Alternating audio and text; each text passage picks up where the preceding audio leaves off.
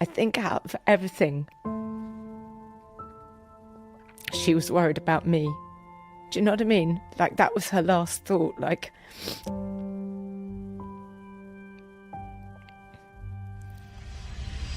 Davina McCall. She's a TV presenter, a fitness fanatic. Multiple-time best-selling author. Rarely off our televisions, and what you see is what you get. It's good to be back.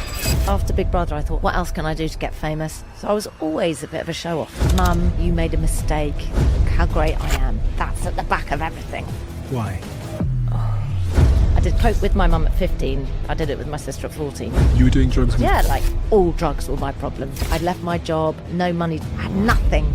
I will literally do anything to stop feeling like this. I'm going to phone someone for help. I'm fucked. 10 years ago, you lost Caroline, your half-sister. It was definitely the worst thing that ever happened to me. I was just trying to be really strong for her. And I kept saying to her, I'm going to be fine.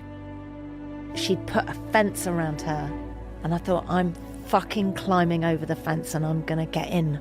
Don't wait for somebody to say that you've got 6 weeks to live. Because the best 7 weeks of my life with my sister were those last 7 weeks of hers.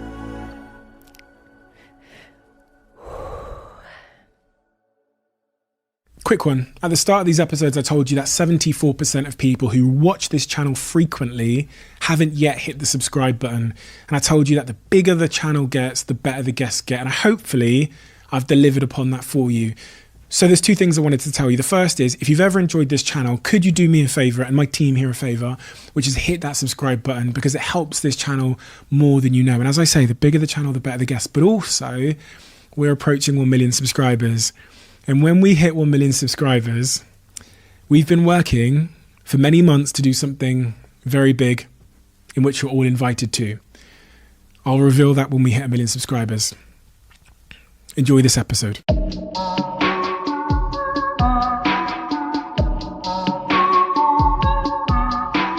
Davina,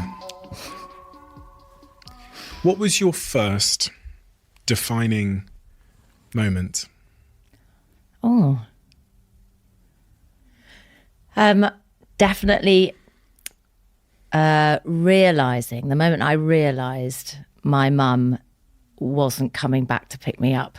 So I got taken to my granny's, my paternal grandmother, most amazing woman called Pippi.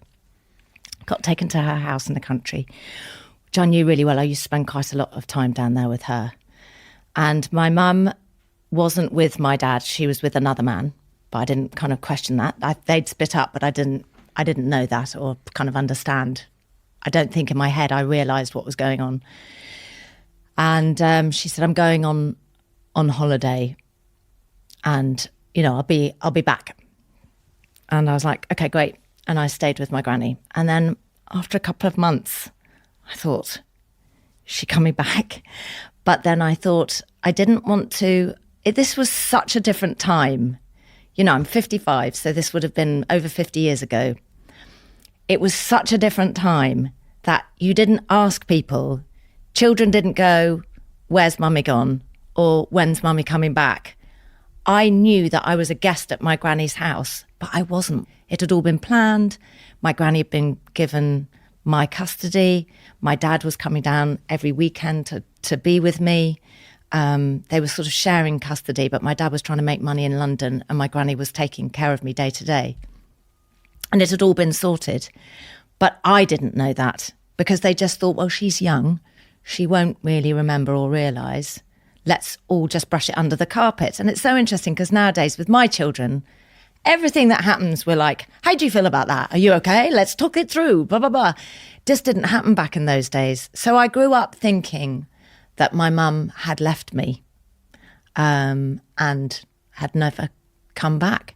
So at about probably 4, maybe 6 months after she'd gone, I realised that I wasn't going to live with her again, but I was left feeling guilty because I felt like my granny was looking after me. And she didn't want me in some way. Not that she didn't, she was so loving to me, but somehow I was overstaying my welcome. So I think that was a defining moment because it set up a chain of events, a fear of abandonment that kind of made me make some really stupid decisions all through my teenage years into my 20s. And something that I've worked diligently on since my early 20s to let go of. Why did your mother do that? Well, my mum grew up in France with two parents who were very loving but didn't know how to give her their time. So I think my mum needed time and contact, but they just gave her a lot of money. They were quite wealthy, and they just, at 18, they gave her a lump sum of money. She went and spent the whole lot on clothes and Yves Saint Laurent. She got a food disorder. She was very thin. It was the 60s. She was like a model. She had a Faye Dunaway nose job.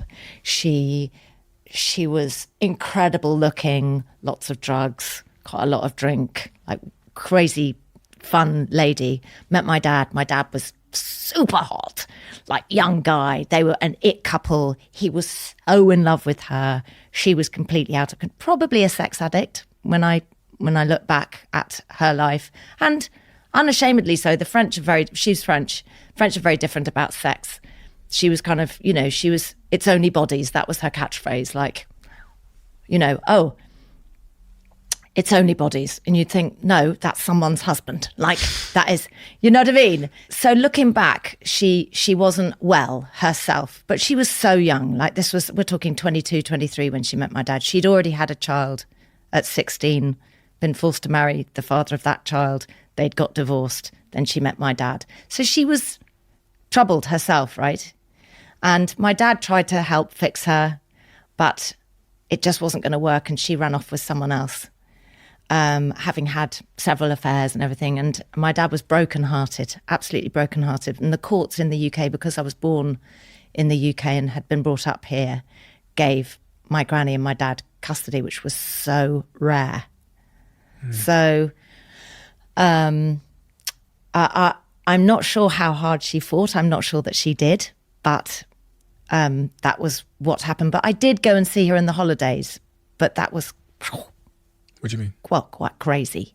Like, what did you see? Oh my God, like, what didn't I see? I mean, my mum would wear, this was quite a funny story. I mean, and some of it makes me laugh now, but she'd go out with me like in a floor-length electric blue coat, and we'd get out, and then she'd go like that to someone, and I'd think... She'd flash them. Oh my God, she's naked. Yes. Like, she'd be naked underneath her coat, and she'd flash someone, she'd think it was hilarious. And I'd just be like, oh God, somebody please, like, make the world disappear. But at times, it's really hard to explain, but I loved my mother. Like, I really wanted her to pull some mummy business out the bag. Like, I was like, come on, you can do this. And sometimes she'd give me a hug and I'd think, oh my God, this is it. Like, this is what it feels like to be hugged by mother. But then at other times, you'd be reading her, right? It'd be like, well, I've got to be a sweet little girl. Oh no, I'm going to have to take care of you. Or like, now I have to be really good fun. I need to entertain you. It was always wearing 1,000 different hats to see how she was going. And my granny used to say to me, when we did start talking about it when I was older, she said we'd have to, like, kind of, it would be funny for a month when you came back from France. You'd be a little bit on edge, and we'd have to just really get you back into your favourite foods, a routine at bedtime, safety, reground me. So when I say I'm half nun, half wild child, it's because of that life that I've had, like drugs at 12 with my mum. Like, you were doing drugs with your mum? Like smoking weed at 12, coke at 15, 14 with even. Your mum? I did coke with my mum at 15. I did it with my sister at 14. You know, it was like, there was no, and then I'd get back to the UK and it would be back into your secondhand clothes and sort of safe, small life, like simple. My life was very simple. I mean, I say secondhand clothes just to give you an idea. I was in my granddad's jumper and an old pair of jeans, and I get to Paris and they go, what are you wearing? Here's loads of money. Go and buy some posh loafers and get your hair done. And I'm 12, like I look like a proper Lolita. But I'd quickly realised that my life in Paris And my life in the UK, they must never know about each other. Because if they knew in the UK about my life in Paris, they wouldn't let me see my mum. And I didn't care how mad she was. I still wanted to see her. Does that make sense? Yeah. So my sister also was my lifeline in Paris. So my sister, who was 6 years older than me, even though we did do drugs together, and I know that sounds bad, but she was my rock. Like she grounded me when I was in Paris. So we stuck together. We understood what mum was like. We worked her together. Caroline. Yeah, Caroline, yeah. And then my mum, but I did like going to Paris, and also because I was young and they didn't stop me from doing anything. It was crazy. Having sat here with stand-up comedians, I remember Jimmy Carr said to me, he said, often it's assumed that comedians themselves are depressed and that they're cracking jokes to kind of cheer other people up in an attempt to cheer themselves up. But he said to me, you should actually ask them which one of their parents is depressed. Which one of their parents were they trying to please and entertain? You said earlier, did I have to be this one day? Or did I have to be a joker? Did I have to take care of her? Was your personality shaped by that desire to sort of keep her in good spirits or win over her affection? I think it taught me some amazing skills in reading people. So also my granny was unbelievably good at this as well. So people used to think my granny was psychic because somebody would walk in the room and she'd go, "Are you okay?" And they'd walk in smiling, but there would be an eyebrow raise or a flicker of an eye or something, and she'd go, "You all right?" And they go, "Oh God, your granny's psychic." Then like she can read me, she can see straight through me. I feel like being with my mother, she could walk. I could hear by the way she walked what person she was going to be when she walked through the door. I could hear the steps coming, and I'd think, I know how to behave the minute she walks through that door. So that's an amazing gift. And that's how I choose to see everything that's happened to me. I am absolutely not a victim. Sure, some of it's been hard. And it's like you said, I'm happy. We were talking just before we started. I'm happy. And yes, life throws me curveballs, but I choose to learn from those and still be happy rather than cling on to the curveball and let it pull me down. But I often wonder whether it was the hardship that made me, when, small wins or little wins in my life were massive. Oh, yeah. A hug from my mum that felt a little bit like a parental hug rather than a needy or an angry or... that would be a huge, I'd dine out on that for a month. I'd be like, but I got a hug 2 weeks ago that was epic. So I think you hold on to these little things, but I don't know, some kids might not see or feel that thing because they don't have that in them. I wonder whether we are born with it. It's such an interesting concept, positivity. Can you make yourself positive if you aren't? Have you ever spoken to the Speakmans? I remember going on This Morning. The Speakmans are a couple, Nick and Eva. They're on This Morning as kind of psychology experts. They help you train yourself out of patterns of behaviour. Those guys said something that if you are a negative person at the end of, it's raining and it's rained for the third day in a row, you finish your negative sentence with, "but luckily." And you have to say, "but luckily," and then think of something, "but luckily." But luckily, it was so dry in the summer, it does mean that the reservoirs will be full. And you finish every negative thought with a positive. And they said it takes about 2 to 3 weeks to naturally start thinking, but that's probably not a bad thing. But it's just remembering to do that is so hard. When you were like 16, 17, you said you'd started doing drugs with your mother in France. But what did you want to be when you were older? If I'd asked you at 16... I probably need to clarify, actually, that me and my mum only did drugs twice. Okay. I mean, I know that's times too many in my book, but I don't want to give this impression that she and I were taking tons of drugs together because that would be a false impression. Okay. I just needed to put that there, yeah.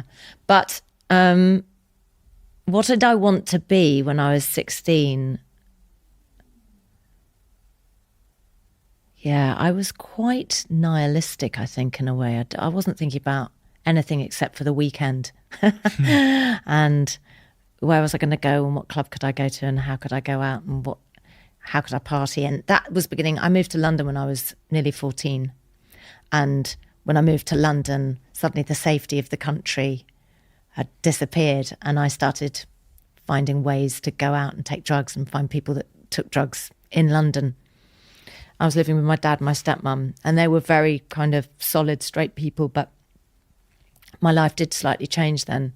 So I wasn't really thinking about anything at that point. Really, the time when I started forming an idea, and I was basically just a show-off, would have been 18. I was basically just a show-off. Yeah.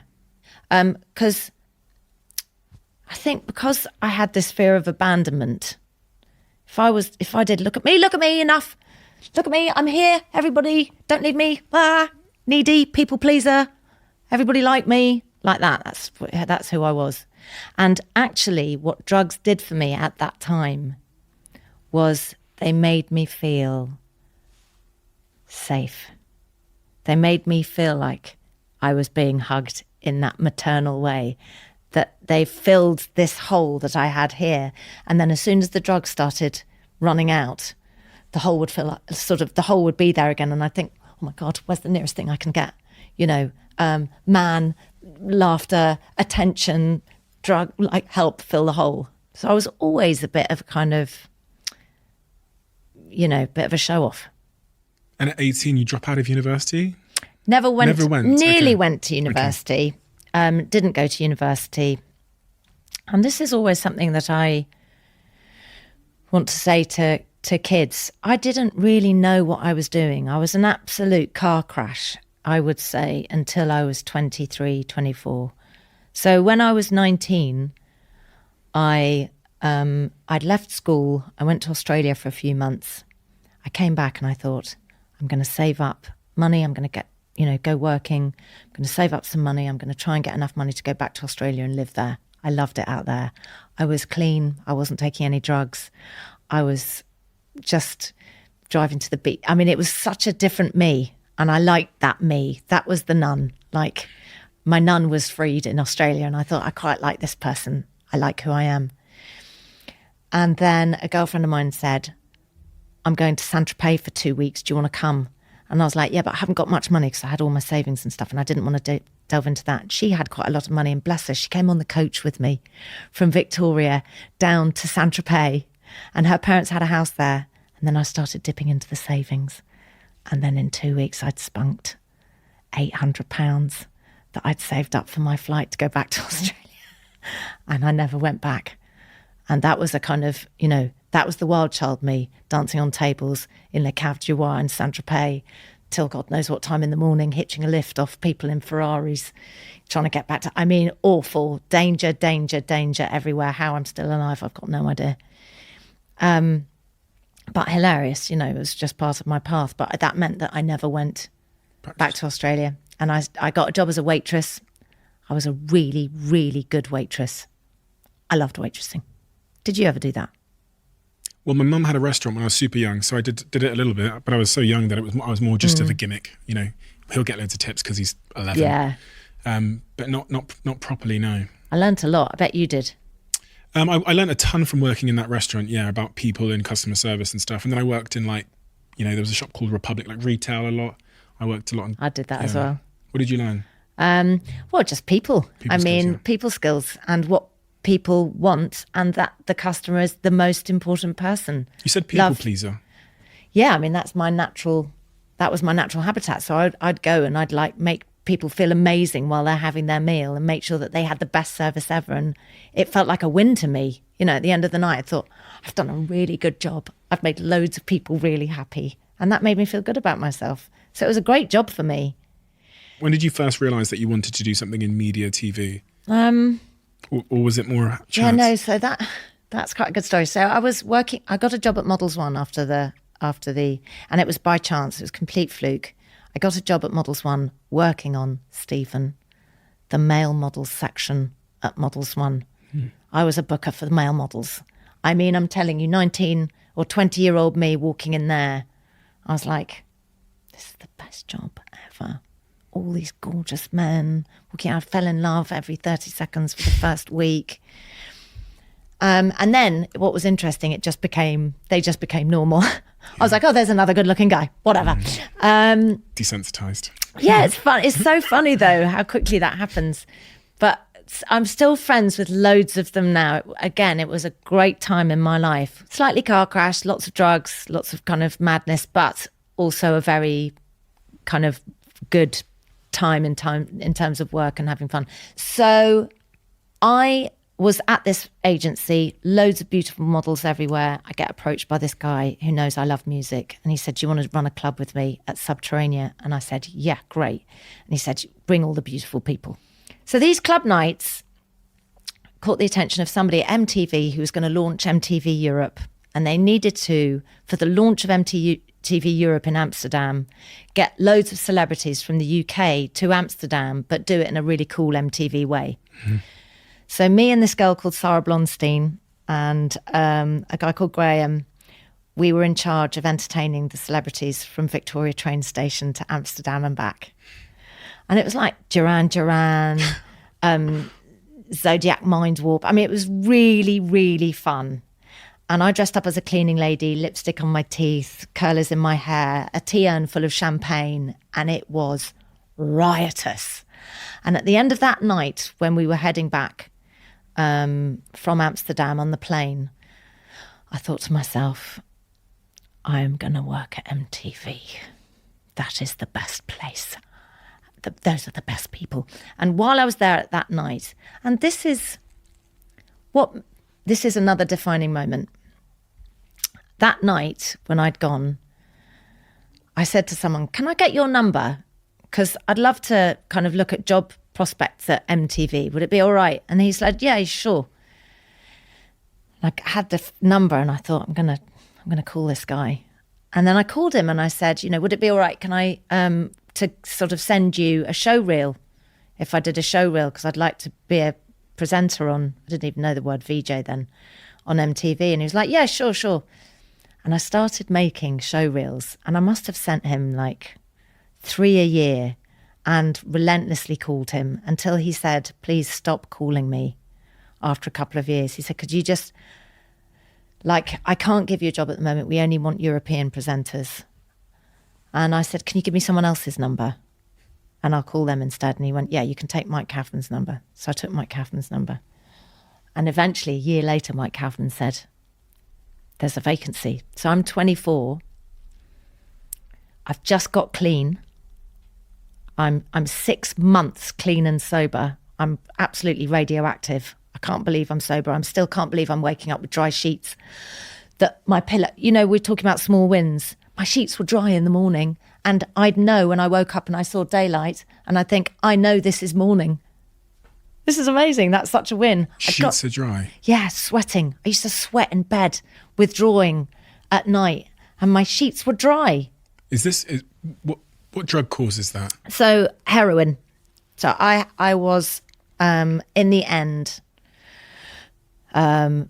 addicted to heroin for maybe the last 3 months of my using. But the nun took over, I think, at that point and was like, you are addicted now, you have to stop. What was that moment can you really zoom in on that moment of you reach a point and you go, this has to change? So my best friend had said she was going to take me to Santana. She didn't use or drink really. She'd had a brain injury when she was younger and she couldn't for 10 years, so she didn't. And she got me into her car and I was like, I'm so excited about going to see Santana. I was probably... What's Santana? It's a band. Stephen Bartlett. I know, sorry. Go and do some revision. Okay, I'm so Santana. Okay. We'll Can play I just it all say day. something? You're going to really like them. Santana, I'm going to like them. Really? Okay. They're so good. And I got in the car and she shut the doors and she said, I'm actually not going to take you to Santana. I need to tell you some things. I was like, yeah. And she said, I know that you've been lying to me. Weirdly, I'd been off heroin for a month at that point because I'd been away. I'd done a geographical.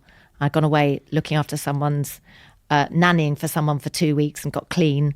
And then I'd also been with my mum in Morocco. So I'd had no heroin for a month, but I had just come off the back of a 24-hour cocaine bender, which had made me realise that heroin wasn't my problem. All drugs were my problem. If I wasn't taking heroin, I couldn't take cocaine normally either. I couldn't just take it for 4 hours and then go to bed. I had to take it for 24 hours. I was an animal. I thought, oh my God, I'm not just addicted to heroin. Heroin's not a problem. It's all drugs. I've got to stop.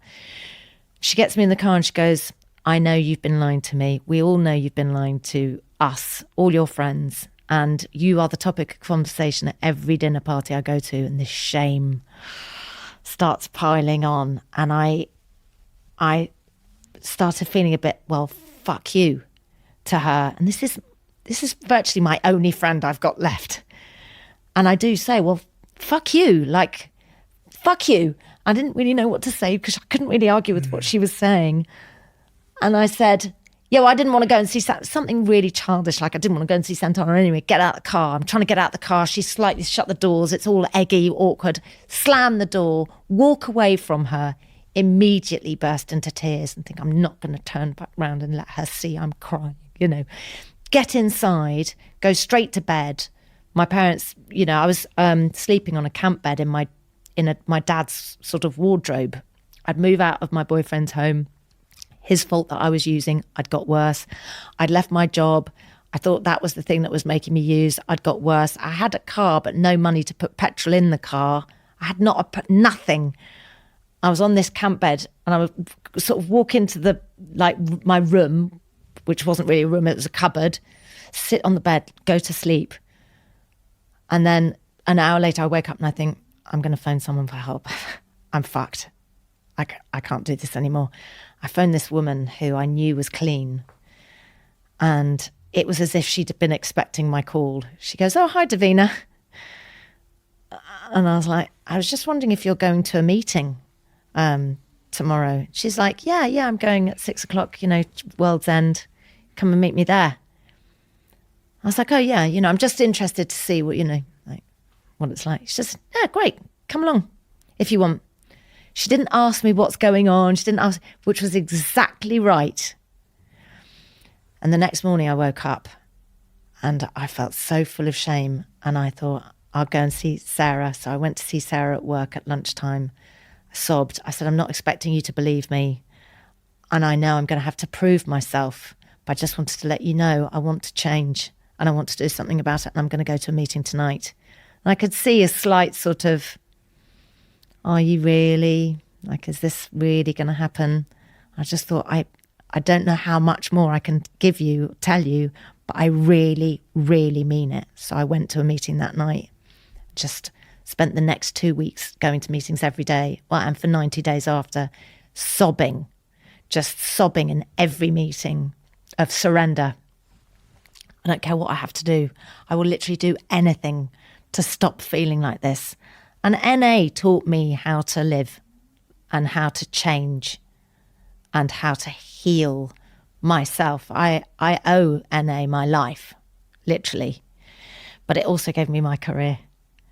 And weirdly, having tried to get a job at MTV while I was using all those years, the time they say, come in for an interview, we're going to finally screen test you after 3 years of trying, I was 6 months clean. And I didn't mess it up. You know, I turned up on time. In fact, I turned up a bit early. That was new for me. I turned up clean and smelling like flowers and with a smile on my face and colour in my cheeks. That was new for me.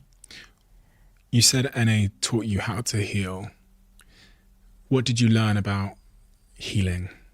And what did you learn about why you were addicted to narcotics? Well, I learned about fear of abandonment. I probably hadn't heard that as a phrase. Then I didn't understand. From listening to other people talk about their experiences, sometimes I think, oh no, that wasn't quite my experience. I don't think that's why I used. And then I remember hearing someone and thinking, that's exactly me, that hole, and it never fills up. And you're constantly trying to fill it with anything. And then when they said, here is where I'm learning to fill it myself. And I thought, that's what I want.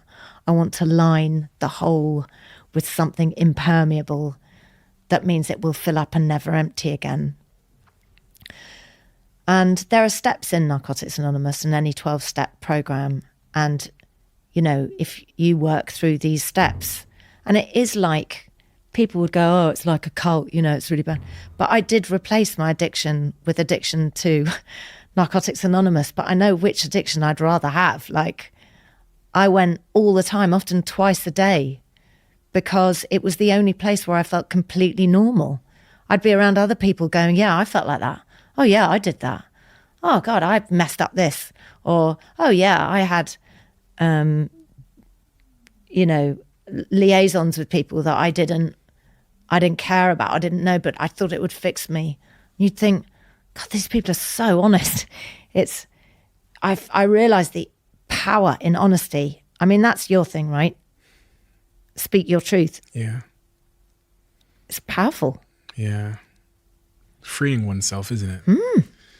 So I learned everything to help me. I did have like another transformational moment when I got hypnotized for a job that I was doing about 8 years ago. And that was when the impermeable seal went on my fear of abandonment. And it was unexpected because I wasn't going to the hypnotist about that. I was going to the hypnotist about not feeling anxious going in a submarine to 1,000 meters under the sea. Tiny 3-person submarine where you can't stand up and there's no loo, and it takes 40 minutes to get to the surface again. And I thought, I don't get claustrophobia, but I don't want to find out at 1,000 meters under the sea that I am indeed claustrophobic. So I thought I'd better go and get hypnotized just to make sure. And that was, have you ever done hypnotism? No. Oh, man. I mean, if you've got an issue that is something that you've worked on a lot and is hard to let go of. I mean, I didn't even think really that my fear of abandonment issue was still there, but I do think it was. And we did some regression work where I went back to me in the kitchen looking at my granny thinking, my mum's not going to come back and I don't know what to do and I feel a bit guilty. I think I've overstayed my welcome. And the hypnotist said, go get that Davina. Take her by the hand. He said, where's your favourite place in the garden? I said, the oak tree. So he said, take her to the oak tree. So I took her over to the oak tree, little me, 4 years old. And he said, okay, sit her down. I sat her down. And he said, you know, comfort. I said, she looks worried. And he said, comfort her. I said, I feel silly. I don't know what to do. It's me. It feels weird. And he said, imagine she was one of your own children. Comfort her as if she was your child. So I put my arm around her and I thought, okay, this is easier. And then her head went on my chest and I was stroking her hair. I said, I don't know what to say. I kept thinking he's looking to me to say something profound and I've got no idea how to do this. And he said, well, why don't you tell her it's all going to be okay? And I really started crying, like really crying. Why? And he said the same thing, what's up? And I said, it's not going to be okay. I take drugs, I make stupid decisions, I put myself in danger. It's bad. And he went, but look at you now. And it was like, oh my God, look at me now. I'm great. And it was like everything went, you know, all the cogs and the wheels in my brain all went click. I am going to be okay. And I looked at her and I got like her head in my hands and I was like, you are going to be okay. Your life is going to be amazing and it will be full of, you know, ups and downs, but you are going to be okay. And he said, you can take her back. Let's take her back. So I went back to the kitchen and I put her down in the seat and she's smiling at me. And then he says, we can leave now. But he said, before we leave, I want you to just turn around and look at her one last time and tell me what she looks like. I said, she looks happy. And he said, great. And then he brought me round. I was like bawling. Like, this is amazing. What's happened? What's just happened? And he said, we've planted a seed. And he said, let's just wait and see what happens there. He said, this this was basically to stop you feeling like you're going to be abandoned at the bottom of the sea. But actually, I think maybe we've done something bigger here. It might be kind of amazing what happens. And a couple of things happened after that where I said, actually, it's not okay to treat me like that. I would never have said that before because I was worried you'd abandon me. If I stood up to you and said, not okay, I'd think, oh, you might not like me anymore. It was very important that everybody liked me. And suddenly I was like, actually, I can stand up for myself in a non-aggressive way and not actually mind if you like me or not because I'm doing it for me. Oh my God, it was mega. And I feel like from that moment, I've been a different person in all of my decisions, in my outlook on life. It's been mega. So your career then in TV, one of the things I read is that it was heavily fueled, and we kind of talked about this before we started recording, by your desire to be famous. Yes. I mean, the first MTV thing, so I'd wanted to be a singer, another desire to be famous. I wasn't good enough. I was like, I would be an amazing backing vocalist. My nickname at home is the harmonizer. I can't listen to a track without harmonizing to it. I absolutely have to. Gets annoying at some point though, doesn't it? Yeah, because all my kids are like, oh my God.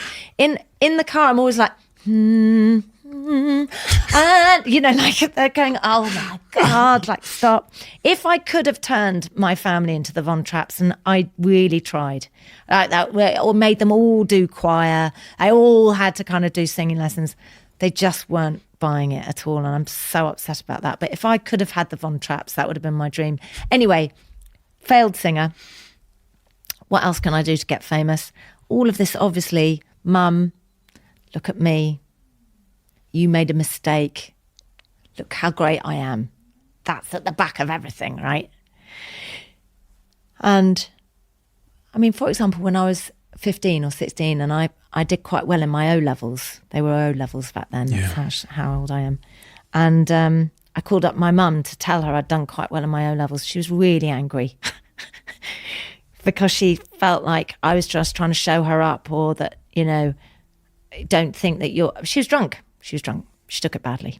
She's like, felt that it was me trying to say that she wasn't good enough, or that she'd done something, and I was so confused by that, that I thought, I'm going to show you, like, I'm going to make you want to. Anyway, my aim was I want to get my own show on MTV. That's what I want. And I got my own show on MTV, and I presented the first show, and I went up to the dressing room afterwards, and I cried and I cried and I cried, and I couldn't figure out why I was crying. And I called my sponsor, which is something you have in Narcotics Anonymous, who's there to help you decipher yourself. And she said, right, we picked it apart. And I said, it hasn't fixed the hole. It didn't make me think, oh, my mum's going to want me back. And then to top it all off, my mum did call me and say she'd seen it, because you could see it in France because it was European. And she said, what, I think you should stop pulling the faces. You pull these faces. And I was like, that was not the desired effect. I did not want you to think that. I wanted you to think, wow, you're amazing, And so it was a really heavy moment. And then I thought, wow, I need to warn everybody, being famous, you've got to do it for the right reasons. I did it for the wrong reasons. And now I'm here and I've got this job and I'm on the wheel and I don't know how to, I can't get off. I didn't want to get off. I mean, I was enjoying my job. Don't get me wrong, working at MTV were some of the greatest years of my life. But actually, it probably is lives. I've had lived about 10 different lives in my lifetime, and MTV was one of them. But I think that realization that the thing that I'd been aiming for, that I thought was going to fix me and it didn't, was like, again, the end of something and the start of another phase of my life. Okay, well, you're going to have to find it inside somehow. And that hole you referred to, is that hole filled now? Filled. Yeah. I mean, 100% filled. I've never been so happy. Like I can't even. I sat. Oh, do you know, it was really funny because I said to my boyfriend this morning, I said, I'm going to do this thing with Stephen Bartlett this morning. And he was like, oh my God. I said, I am not going to cry. I'm like, I haven't done Piers Morgan specifically for this reason, because I was like, I am not going to sit and do. But it's weird because it's the thing, I could talk about my pain till the cows come home and not feel a thing, because it's so far removed from me. And it was a long time ago. And I've processed and processed and processed it. But feeling happy, like, is so alien. Like 100%, like joyous. Sitting on the train and just feeling so good this morning. And it's not like euphoria or a druggy happy or a fake high. It's content. Oh my God, it's like I cannot quite believe it. And I don't, you know, I've been walking forwards, but I don't know how I got here. Just walked forwards, you know, but settling down. I feel like I've grounded in a way that I've never had before. And, you know, I think it's so important to talk about this stuff, because at 55, if you'd have said to 30-year-old me, what's life going to look like when you're 55? I'm going to say, really sad. I probably won't be doing TV anymore. It won't want me. And I'll be really boring. And I won't be having fun anymore. And so, and I think, oh my God, I couldn't be more wrong. Like, I've got to go and tell everybody, quick. Tell everyone it's going to be okay. Stephen, it's going to be okay. I've never had someone say to me that their feelings of happiness make them emotional. Oh, when I think about it, well, because I'm grateful. And I think because, you know, we were talking about what makes you a positive person. I think it's because you think it's been a roller coaster, right? It's for you. It's been a roller coaster. But like, it's not about the Lambo or the house or the mansion. It's about this. And your roller coaster and your journey to money and making it, and then realizing it doesn't fix you, and then you fixing yourself by being on a journey of self-discovery, which you massively are, by talking to all these different people. You're like taking little bits from everything that somebody says to you and thinking, I'm going to use this for me. That was a great tool. Thank you very much. I'm going to have that. It's like you are healing yourself. This is your NA meeting. This is your recovery. I feel like you just blown my cover. Yeah, this is your recovery. And how amazing is that? It's great. It's crazy privilege to. Yeah. But and it's just these are all seeds that are planted in you that just continue to grow. So life gets better. You know, Mother Nature throws you crepey knees and crepey elbows and crow's feet. But it also throws you a full heart and a peaceful mind. Your career, your career in TV, that whole journey, it's been one of the most incredible careers that I think most people could ever hope for in any industry ever. You know, the top of your game. I first came to learn about you because of Big Brother, but there's a career before that, and there's a long, long career after that. When you reflect on what advice you would have given yourself, or like why you made it to the very top of that pyramid, what is the answer, Davina? I mean, this is another thing that I marvel at every day, because I've been many times in my career where I've thought, this is it. It was interesting. After Big Brother finished, I contacted a friend of mine who was like a techie person. And I'd had this thought, like after Big Brother, I thought, who am I? And where am I going to go? And it could all end. And as the person that was providing the roof and the food on the table, it was on, like me, I had to think of my next step. What was I going to do? I'm not sure how long television's going to last. I mean, it's still going, which is amazing for me. But I thought I need to get into technology and the internet, and I need to go online. And I came up with an idea I thought about it in terms of an exhibition centre, but you could put that online where you would have everything from money advice, personal advice, mental advice, kids advice. And I went and talked to a few people about it, and for whatever reason, it didn't happen. But it wasn't meant to happen. I tried to get it off the ground for like 2 or 3 years. I tried to make it a TV program. I tried to make it an exhibition. I tried to make it an online thing. And you know, when you're swimming against the tide with an idea, and at some point you've just got to take your hands off the steering wheel and go, like, that wasn't meant to happen. But then I got offered Long Lost Family. Now, Long Lost Family, I've been filming that program now for 13 years. Wow. It makes me feel so good, that show. And I've helped so many people on it, which has been so wonderful to be part of that moment in their life where they learn something that's been an itch that they couldn't scratch for years and years, and we can provide that scratch. So I always think, well, just start walking in that direction and something else will come along, but never just sit down and wait. You know, I've never sat down and thought, oh, I'm just gonna stay here and wait for something to happen to me.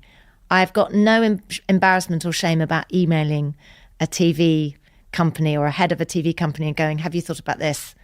What about this? Can I present that if it happens? Can I do this? I'm literally begging ITV to let me present Midlife Love Island. I could fill a villa in Love Island with middle-aged people with the best backstories you have ever heard in your life. They've lived a life. They're widows. They're people who have been through horrific divorces. They are people who have split up with somebody and decided they want to try going out with somebody the same sex as them. They're like interesting people. I'd watch that show. That's really interesting. Yeah, and I was like, I need to present it, please. What are they saying about They that? said, oh, we're looking at something else that's quite similar. We might consider you for that. Well, if I hadn't sent them that email in the first place, they wouldn't have thought about me for the other show, maybe. You got to make opportunities happen. They never just come to you. Keep walking. I'm always talking to my kids, just keep walking. Something will come. Kind of build the foundations and just keep walking. And as you're walking, you're laying more and more path. Don't sit and wait for the path to be laid, because it'll never come to you.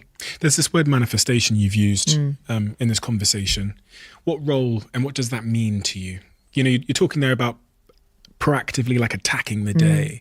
I almost liken it to the analogy I've given before is when you get in your car in the morning, you set the sat nav, which is the manifestation, but then you've got to drive. If you just do one, if you just drive, you're going to get lost. If you just set the sat nav, you're going to be in your garage all day. You have to do both together. You've talked about how you attack, like send the email, make the phone call, pester the person at MTV. But then what role does like the manifestation play in all of that? It's interesting because you said it's all very well putting it in, the sat nav is the manifestation, but then you've got to drive the car. Yeah. But in my mind, I see that if you know where you're going, your car self-drives. Like you almost are always walking in the direction because you can see it. I know that at some point I will do this. Interesting. So I've sent this email to this woman, and I've just told you about it because this was a manifestation. It's triggered my memory that I've told this. I'm going to send a follow-up email today. Now, is my car self-driving? It kind of is, like, because I've been telling you about a manifestation because I had it in the first place. You've just reminded me. I'm going to send the email.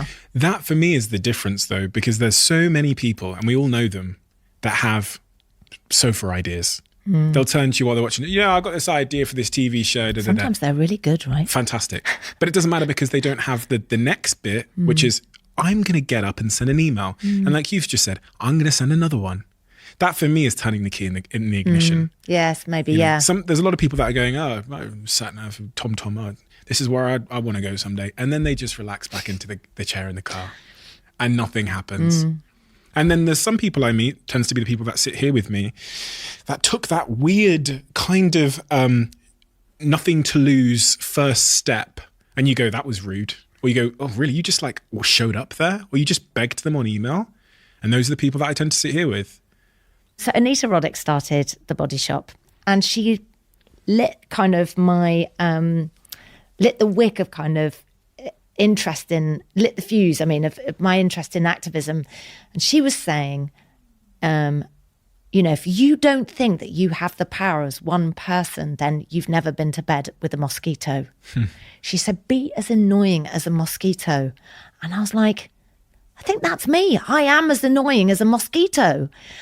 And that when I meet somebody, and I bet you're the same, Stephen, when you see a kid and a kid comes up to you and goes, Stephen, can I have your number? Because I've got an idea and I want to come and pitch it to you. You would go, yes, absolutely. Whereas other people might think, oh, I can't do that because he's Stephen Bartlett, or I'll have to email him, or, oh no, I've seen him on the telly, I can't approach him. But when you meet a ballsy kid they go, can I come and shadow you for a day? Or give me your number, you think, yeah, sure. Because I always respect the tenacity and the asking. I see myself in it a little bit. Exactly. Yeah, I remember I was doing this podcast one day, and I was recording with a guest, and then I got up to walk out, and the person they brought with them in their entourage was their niece, and she goes to me, "Hi, Stephen. I know you're leaving, and I know you've just interviewed my auntie, but I have a podcast I've just started, and I would like you to be on it. So can we record it now?" Did you say yes? I was like, of course. I was like, let's sit down. And we sat down and recorded for like 45 minutes for her podcast. Stop it. Her podcast is killing it. Shivani, isn't it? She's killing it now. Like, when I say killing it, she's actually killing it. She's like killing it now.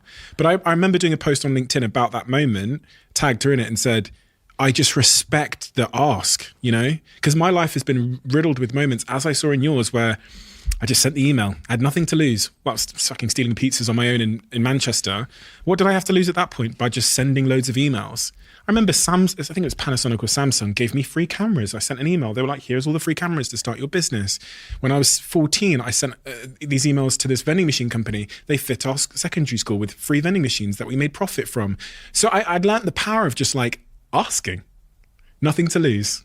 Maybe my ego might take an L, but who gives a fuck? I've got nothing to lose. And what's the worst that could happen? But I think also when the worst has happened. Yeah, you're not scared of it. It's happened. Yeah. Getting a no to me is just a yes that hasn't happened yet. I'm always like, oh, you're saying no, but... You mean maybe. You mean maybe, right? You mean ask again.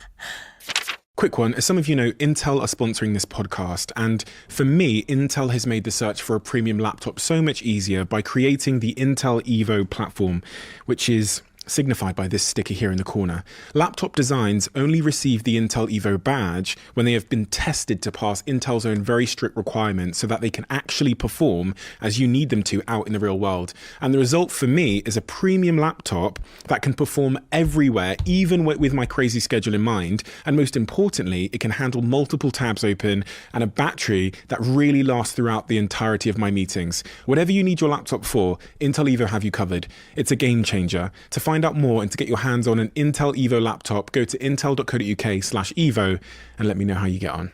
Quick one. For many years, people have been asking for a coffee flavoured Huel, and quite recently Huel released the iced coffee caramel flavour of their ready to drink Huels, and I've just become hooked on it over the last couple of weeks. I've been on a really interesting journey with Huel, which I've described and talked about a little bit on this podcast. I started with the berry ready to drinks, then I moved over to the protein salted caramel because it's 100 calories and it gives you all of your essential vitamins and minerals, but also gives you the 20 odd grams of protein you need.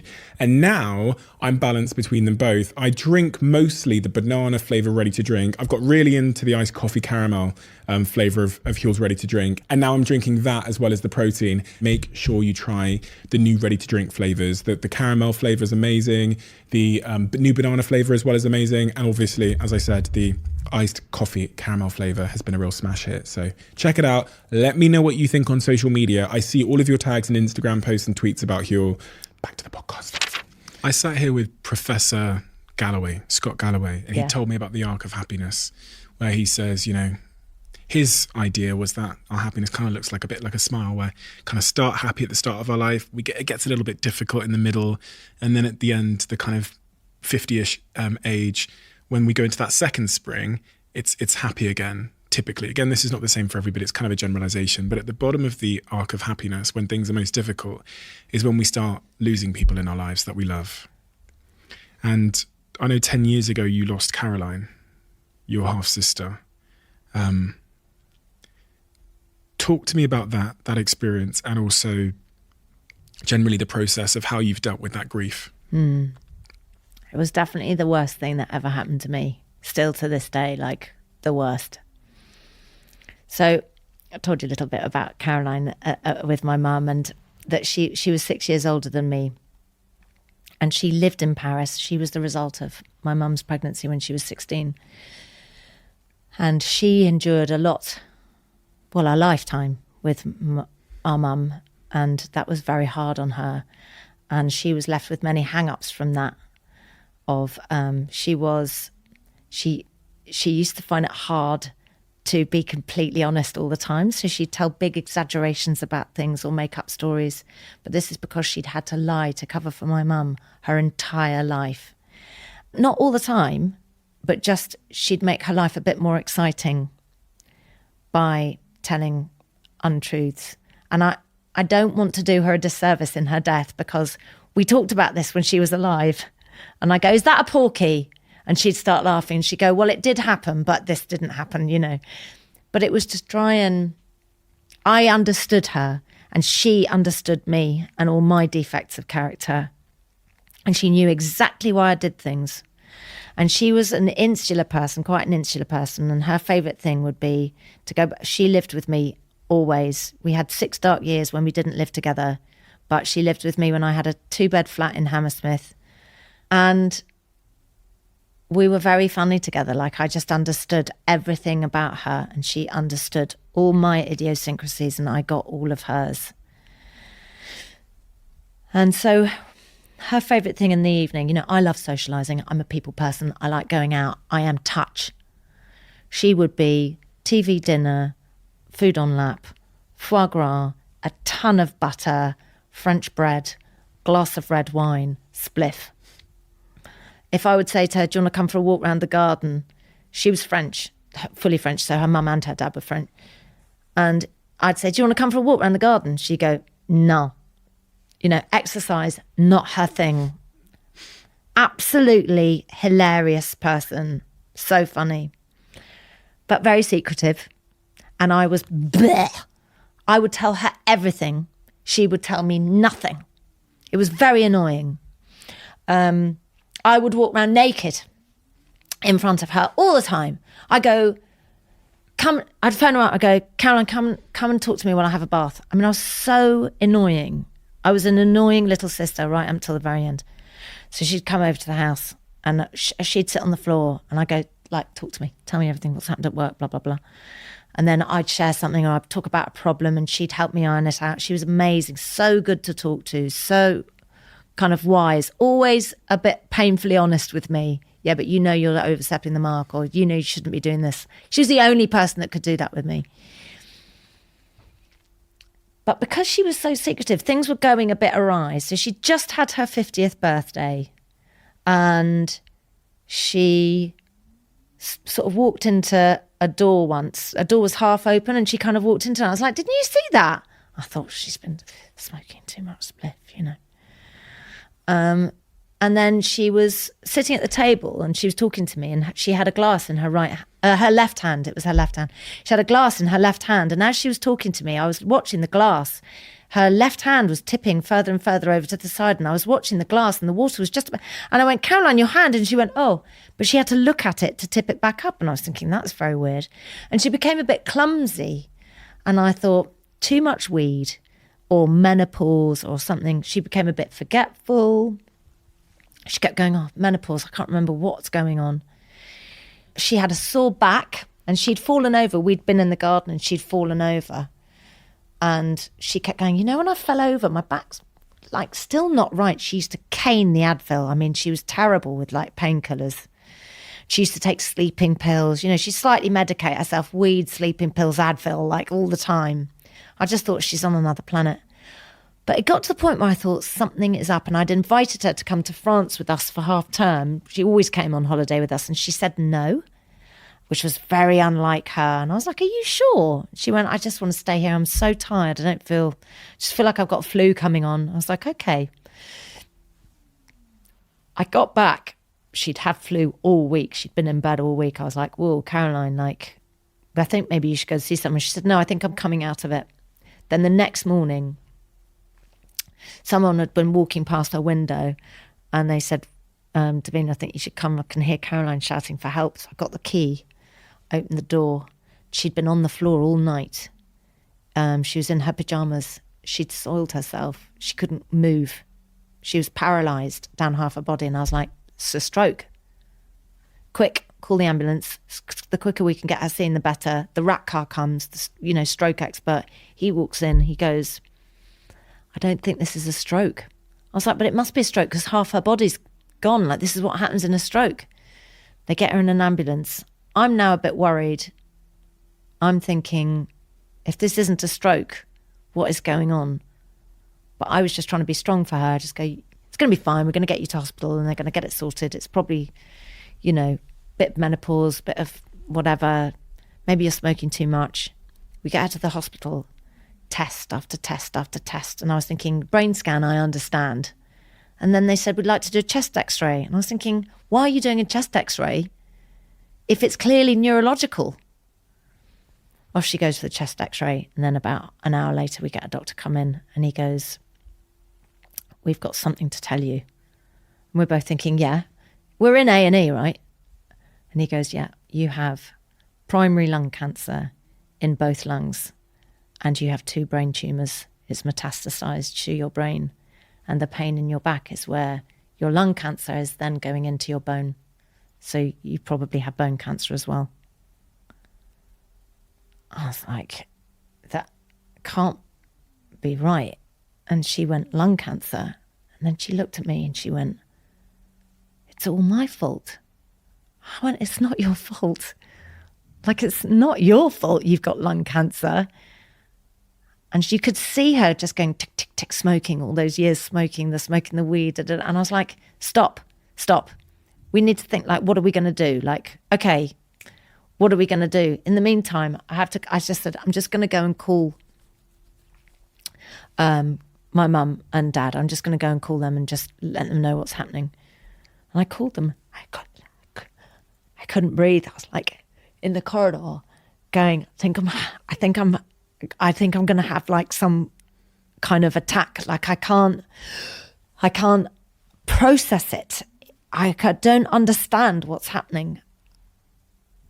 That I think they're telling me, because they hadn't said the word die, I think they're telling me Caroline's dying. Like she's got so much cancer that she's dying. I said, I'll keep you posted. I go freshen up my face. There was a nurse there that I've seen a couple of times since when I've taken my kids into A&E, and I always give her a bit of a special hug because she came up to me in the corridor and she was like, are you okay? And I was like, I'm not okay. She was like, what's going on? And I said, well, my sister's got this and this. And she was like, I'm really sorry. She just gave me a hug and that was it. And then she went, but I've never forgotten it, that hug. I needed touch. I needed someone to... I went back in, kind of tried to dry off my eyes or what have you. And we just sat there in silence, really. And then lots of people came in and were looking at her. One of the saddest things was someone lifted up her back to put the stethoscope on her back and listen to her.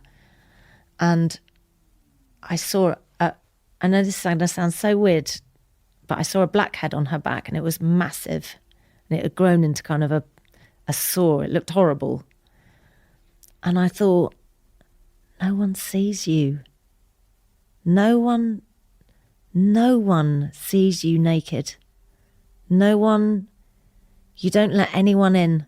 Like I am the closest, and even I am not in, because you are so protective of that painful child. She'd never done the work. She'd never got to NA or AA. She wasn't really an addict. I mean, she smoked a lot of weed, but I didn't see her as an addict. She wasn't an alcoholic. She wasn't. But she'd put a fence around her. And everybody was at the fence, and she had so many friends that loved her so much, but nobody got inside the fence. And it made me so, so sad And I thought, I'm fucking climbing over the fence and I'm going to get in for however long you've got left, because you are not shutting me out.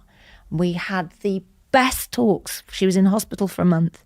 We had the most amazing, brilliant talks. Like, I thought, God, why is it that when you're dying, we get to do this? Why did we not do this a year ago? Like, if anybody's listening and they feel like they've got a relative that they want to get into or do it now. Don't wait for someone to die. Because the best 7 weeks of my life with my sister were those last 7 weeks of hers. And so she had a month in the hospital, and then I said, I want to get her home to her cottage. I had to go around and find all her weed, and it was everywhere. I literally could have, started dealing. She had that much weed squirreled away. I think she'd forgotten half of the places that she'd had it squirreled away. I chucked it all away. I didn't find that hard at all. Like, I was never interested in weed, so it was easy for me. I set up her house, got the plumber in, put in things for her to hold. Occupational therapy came and told me all the places where I need to put stuff, harnesses, hospital beds, blah, blah, blah. Set up her whole cottage, got her back home, and just hung out with her. And we got a carer, and she had chemo booked in, but the first chemo was booked in for 2 days after she died. And we thought she had 6 months. We wrote a bucket list. And on the bucket list was just the sweetest stuff, like go to France one more time and see the kids. We tried to make as much of it happen, get loads of her friends down. A lot of the stuff we couldn't do. Again, like, why do people do bucket lists when they're dying? Like, do bucket lists when you're alive. And also, I would challenge anybody listening to this podcast, because this was a real thing for me. If somebody said to me, Davina, you have got 6 months to live. What's like the most important thing to you now? Like, what really matters? Don't wait for somebody to say that you've got 6 weeks to live. Say I love you to all of my friends, all of the people that I love, non-stop. Check in with people, call people, make sure they're okay, spend time with people, make the decisions where you think, if I was to die tomorrow, is this the decision that I'd be happy with? Equally, if you've got somebody very toxic in your life and they are really ruining your life, if you had 6 months to live, you would be, the first thing I'd do is let go of this toxic person. Do not wait. Do it now. And you deserve to be happy. You deserve to not have this toxic person in your life. And Caroline, again, I guess, I'm always looking for lessons. She taught me so much in her death. She was so brave. She never once complained. She never once got frightened. She never cried. And she tried to look after me. And one of my I'm sorry, Stephen, I know I'm talking a lot, but there was one moment I do want to tell you about. So obviously no one had ever seen her naked. And she had this amazing carer called Claire. Oh my God. She was the best ever. She was the most gentle. She understood respect and dignity. And she knew Caroline almost straight away. She knew what kind of person she was. And Caroline would not let me get her undressed or ready for bed. It was like, I don't want you to see me naked. And the night that she went to sleep for the final time, and then 3 days later she died, she was doing this kind of knitting thing with her hands. She was really uncomfortable. You could see there was something had changed a bit. And I was like, hey, you okay? And Claire didn't come until maybe 7 or 8 in the evening to put her to bed with the district nurse. And she said, I want to go to bed now. Oh no, Claire was there, but she needed somebody else to put her to bed because there was hoists and everything. And I said, well, look, Claire and I could do it, but it would mean that it would be me. And she went, okay, but laughing. And I was like, are you serious? And she went, yes. And I went, oh my God, Caroline, thank you. Thank you. But at the same time, I was like, well, I'm going to cry. Like, this is Mecca, I've arrived, you know. This is my pilgrimage to my sister. I crawled over the fence and I'm now at her body. And I said to her, would it be all right if I did the diprobase? Because I needed to diprobase her before she got into bed so she didn't get bed sores. And that's like moisturising every inch of her body. And she went, yes, but you're not going to do it again. Like, this is the only time. I'm going to let you do it once. And I said, oh, thank you so much. And I got to, she had the softest skin. I'm very furry. My sister had no hair, like at all. She was bald as a coot. And her arms and stuff were so soft. I got the diprobase and I was like, oh my God, Caroline, your arms are so soft. And she was laughing away. She's going, oh my God, you are ridiculous. I was going, this is amazing. And I got to cream her whole body. And it felt like she'd given that to me. And it was hideous for her. And even when she was dying, she gave me a bit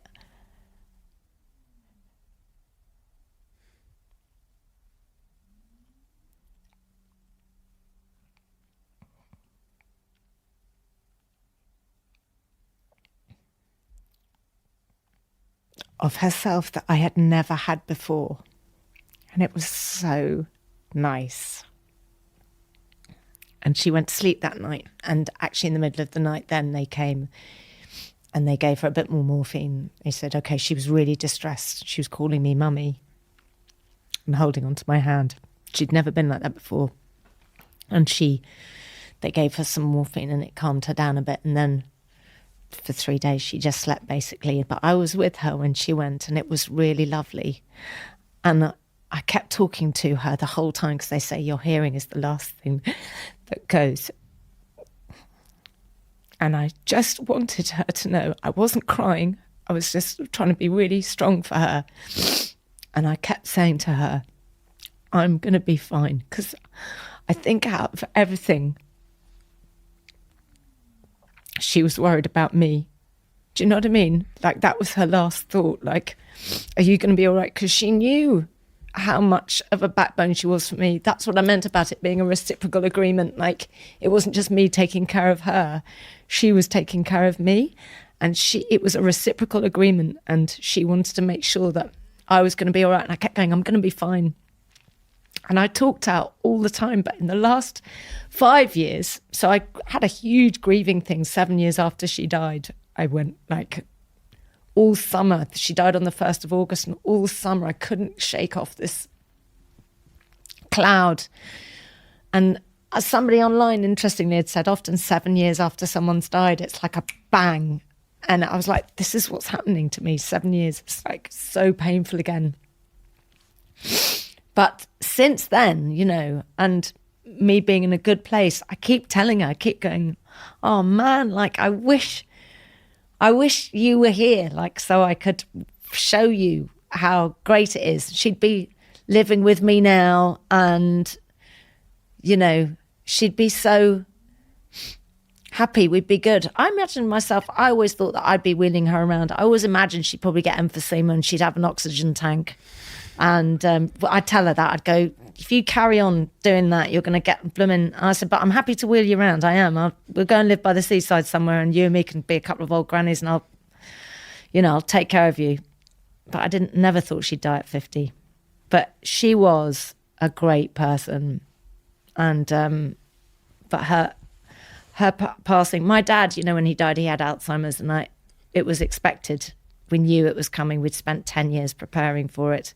It was still horrific, but he was 78. And I knew he'd lived an amazing life, but I still felt my sister had so much more to give, you know.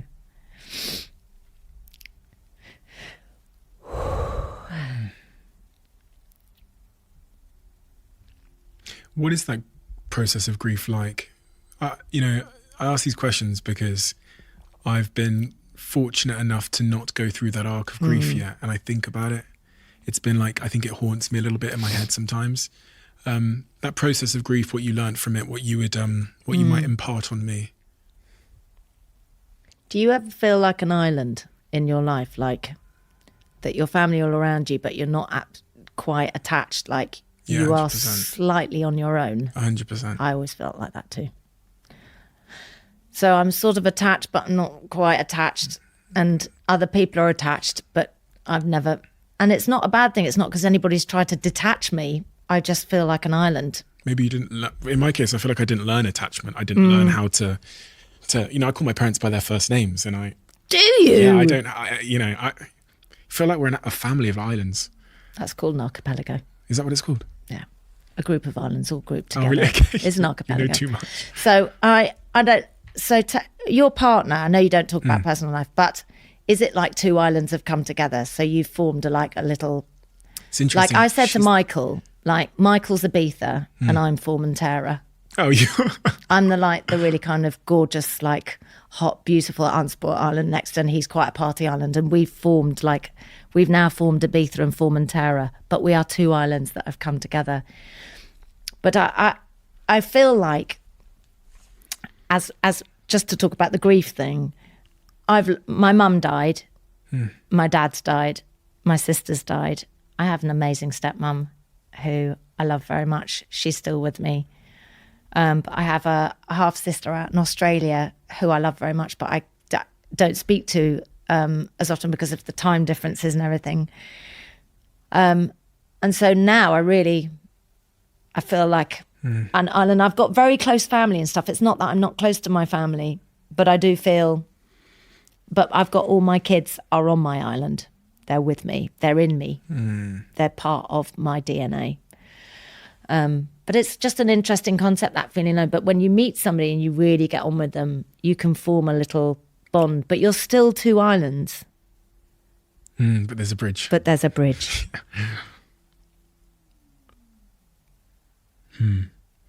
Funnily enough, my girlfriend is the opposite.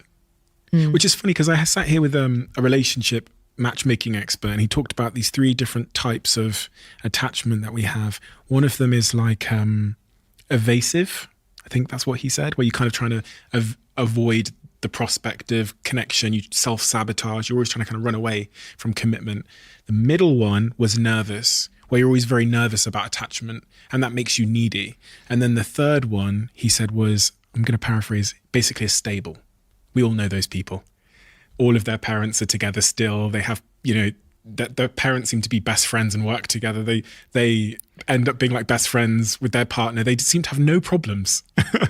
And he says it's a risk when 2 aversives get together. It's also a risk when an aversive and a nervous get together, because you have someone who, in my case, is trying to run. You have a girlfriend who wants attention and quality time, and I'm trying to run, and she's trying to. He said you have to both together get to becoming a stable together, and I thought that was interesting because she has helped me to become stable. I don't run away, emotionally open, affectionate, but we managed to get there together. And maybe that's the bridge. Maybe when you feel, does any of that resonate with you? Yeah, totally. Yeah. I mean, I think I'm in a stable for sure. Yeah. Were you always a stable attachment type in relationships? No, because I had the fear of abandonment. Yeah. But then this I feel like this hypnotist kind of transformed me to be able to form healthy friendships, changed my whole outlook, I think, on relationships. You wrote a book, it's here in front of me, called Menopausing. Why? Why did you want to write a book on it? Writing books is a lot of effort. Yeah. So you have to really want it. And you're now in a very intentional phase of your life. So this must have really, from everything I've learned about you so far, must have really mattered. Totally. I mean, I think I did 2 documentaries which were eye-openers for me. The first one was a huge risk, and I thought, am I literally committing professional harikiri here? Is my entire career going to implode now that I am banging the menopause drum and telling everybody that I'm menopausal? Because I'd hidden it for so long. I thought, is this going to be a bad thing or a good thing? I had no idea. But my life was heading in this direction where I'd been talking to doctors and learning things, and I thought, I've got a platform. And I don't understand when it's something that happens to every single woman. It's not even like it happens to some women. It happens to every single woman and some trans men. And we know nothing about it. This is a crime to womanhood. And it is also not good for society, because women are behaving in a bizarre and irrational and over-emotional way sometimes. 75% of women have symptoms, 25% of women don't. That those 75% are going to be behaving or going through things that either will affect their jobs, their work, certainly will affect their relationships, certainly will affect their children's lives if they've got kids. And yet we don't know anything about it. Neither did you or anybody else know anything about what was going on. And I thought, I have got a platform, and most of the people that follow me on this platform are women. I've got to do something about it. So I did this first documentary, and I kind of watched it at home like that, like, oh my God, oh my God. And then I went out for a dog walk the next day.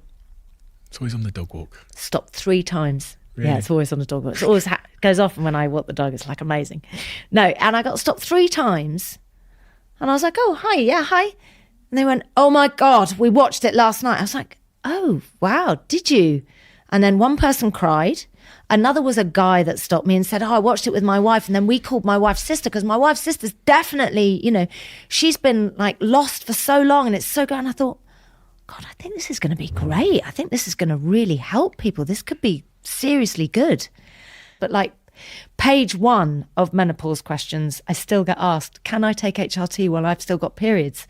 Yes, that is exactly when it's the best time to take HRT. Oh, my GP's told me I'm too young.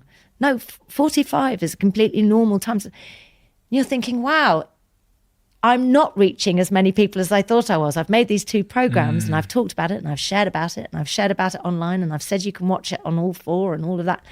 But I just thought there needs to be something where it can be on a table or in a loo or in a library or in an office space where people can go and reference and look something up and know that they are getting 100% correct facts. Because the doctor that I wrote this with is, unlike me, extremely fastidious about telling the truth and about getting correct, scientifically validated information out there. So me and her make quite a good team, because I'm all the kind of huge feelings and passion and anger and laughter and silliness, and she's the science. What are the symptoms? And what symptoms did you experience in your life? Because there'll be people listening to this now that are thinking, oh, they might have seen it in their parents. Or they might know someone, yeah. I thought about people that I know when I first started learning about menopause from actually Gabby Logan, who said you played a huge role in her journey and her sort of figuring all of that stuff out. But what are those symptoms to be looking for? And how much do they impact one's life and relationships?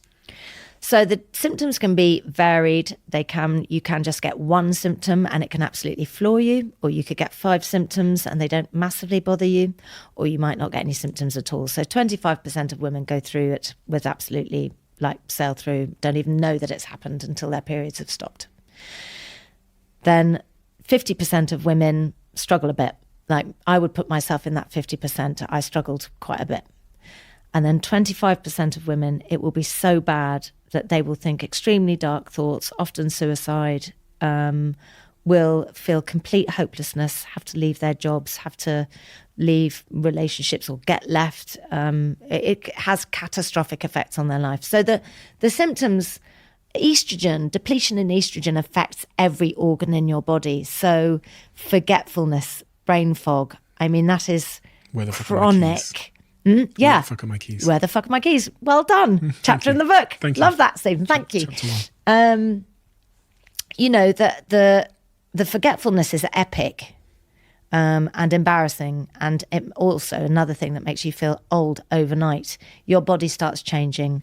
A bit of extra weight around the middle, because Professor Tim Spector now explained to me that women metabolize sugar differently in midlife, and estrogen and the way that affects your digestive system and your gut changes in menopause. That's fascinating. So many changes happen. And so I had night sweats, I had the mood things, I had, but all of the brain fog was the thing that was really affecting my work. And I just thought, I'm not even sure that I can continue working. But I did end up through a long process, and it's all explained in the book, but end up seeing a private doctor. And I'm sad that I had to go to a private doctor, but I seriously thought I was going mad. And somebody flagged up, maybe it is the perimenopause. But I said, I've been told by my GP I'm too young. They said, well, maybe go and, pay and go and see somebody. So I did. And they said immediately, you're perimenopausal. I've got hypothyroidism. I've had that since I was 28, where my thyroid is underactive. And apparently people who have hypothyroidism can start menopause early. I didn't know that. And they talked me through all the perceived risks and the benefits. I didn't know there were any benefits to taking HRT either. I thought it was only going to give me breast cancer. I thought it might take away my symptoms, which would be the only benefit. But actually there are health benefits to taking it. And I weighed it all up and I thought, I'm definitely going to go on HRT. You can take it for the rest of your life. We get asked that a lot. You get asked, like, does it postpone your menopause? It doesn't postpone your menopause. But if you stop taking it, you wean yourself off, you can occasionally get an odd flush even after your periods have stopped. It's just the estrogen depletion in your body. If you keep taking the estrogen, you probably won't have the hot flushes. But some women have to stop because they do get breast cancer that's estrogen receptive, and then they are required. But I met somebody the other day who'd had breast cancer, and she'd gone on HRT because she felt the quality of her life was so bad that she had sat down and weighed up, look, if it comes back, how are we going to deal with it? What would I do? How many times do I get checked a year? And she weighed that up herself. But it's a very personal decision. Someone would be like, I don't want to take that risk. I don't want to take the risk of getting cancer just to make myself feel better. But for her, she felt so bad that it was worth the risk. So it's a very personal journey for so many women, but it is a journey that when you know about it and you know what's happening to you, is an easier journey to take. What about men? You talk about men in the book. Yeah, so they're like really important. I'm going to tell you a story about a guy the other day. He sent me a tweet and he said, I got your book. And I went to the living room door and I opened the living room door and I chucked in the book and I ran away. And it made me laugh when I read it. And I thought, banter, hilarious. Oh, as he ran in there, chucked it at his wife. Yeah. Like, I'm terrified. And then I thought, actually, do you know what? I'm going to send you a direct message. So I messaged him because he was following me. So I messaged him privately. I said, are you okay? And he went, it's actually quite hard. Like, I don't know what to do. And I thought, oh, that was a bit of banter, but actually you're struggling, right? Yeah. So I was like, hey, listen, I've got a great tip. Leave the banter at the door of the living room. And why don't you go in and you can pick up the book and sit down and read it with her. She'd absolutely love it. I can't tell you how much it would mean to her if you said, I don't know what to say or how to help you. And tell her how you feel, but in a non-comedy way, really tell her how you feel. And then say, what can I do to help? Can I read this book with you? Can we, what can I do? Anyway, the next day he sent me another message and he went, oh my God, I did it. And it was so good. And we read a bit of the book together and I feel much better informed and I don't feel like it's me.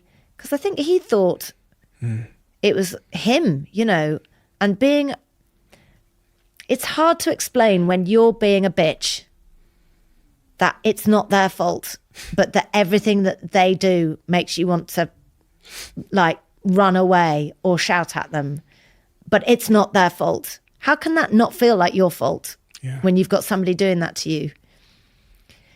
And just knowing that it is a thing that happens and that there are things that you can do about it makes all the difference, to a man.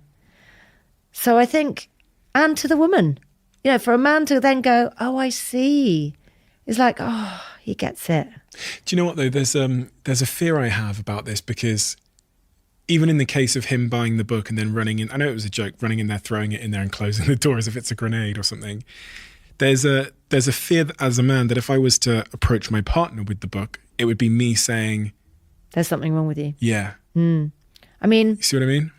that is why an honest and open conversation about how you're feeling, not like you've been a bit moody recently, I bought you this book. Just say, look, diagnose you, yeah, like say, if a man was listening to this and he thought that his partner was perimenopausal and they've maybe noticed 3 or 4 symptoms, buy the book, read it, or have a look at the symptoms. If you're worried about what they might think, hide it and read it. Look at the symptoms, do a little mental checklist. I think you've got this, this, and this. And then go, look, I've been feeling like this recently. I've been feeling like you don't love me anymore and I really miss you. Say something nice. Say something about how you feel like we've grown apart a bit and I want to bring it back.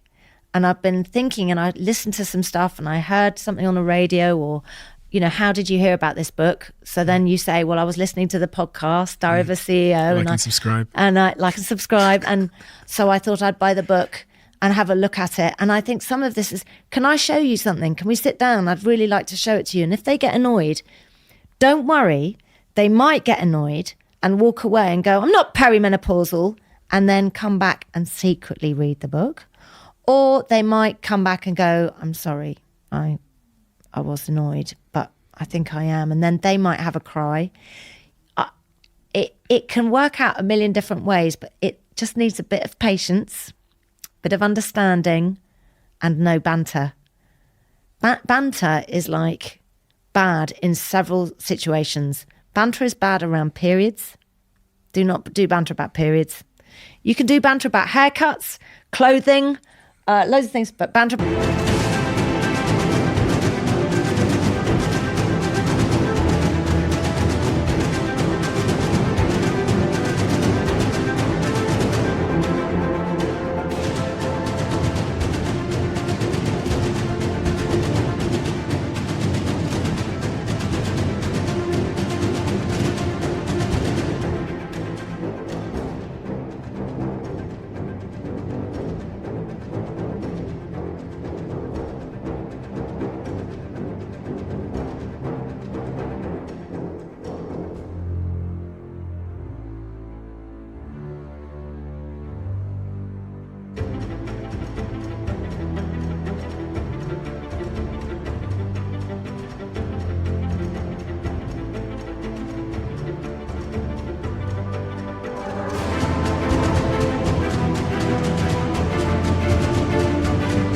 Periods, not funny. Banter in childbirth, not funny. Unless wife has given you permission to bant. Or unless she bants at you, then you can bant back. And banter during menopause. Unless she bants first. Right, always go by the woman. Because these are times of great vulnerability. And sometimes a bit of banter can really hurt. We used the word mission earlier on. We used it in the context of once you decouple from the need for validation or to fill that hole, you can have a much more intrinsic internal mission to set your life in a new trajectory. What is your mission now? As you sit here, you said you're 55. What is your mission? I really like helping people. So I think that's a general mission. If I can help in any way, like what can I do to help you? I think I've got a platform. You've got a platform. You're helping people. You know, that's like, I feel like that's your mission, to spread good using your platform. I guess like I've worked hard all my life to get a platform. Now I've got a platform. What am I going to do with it? Do I want to make more money or get more followers? Not really. I'm not really bothered. Do I want to help people? Yeah. So everything is like, is this going to help anyone? Is this going to do any good? Even something as kind of, you know, lingerie to me is a superpower. Like lingerie is one of the most important builders of self-confidence. When I was single, I used to wear badass lingerie because the first act of self-love is what are you going to put on underneath your clothes that's next to your skin that no one else is going to see, that only you know what you're wearing. You know, I see women who look absolutely amazing on the outside, but they're wearing grey, holy underwear. And it's an act of care. Self-care is looking nice only for you. It's an amazing act of love. So I want to help people feel good about themselves. I want to get the message out there. And I also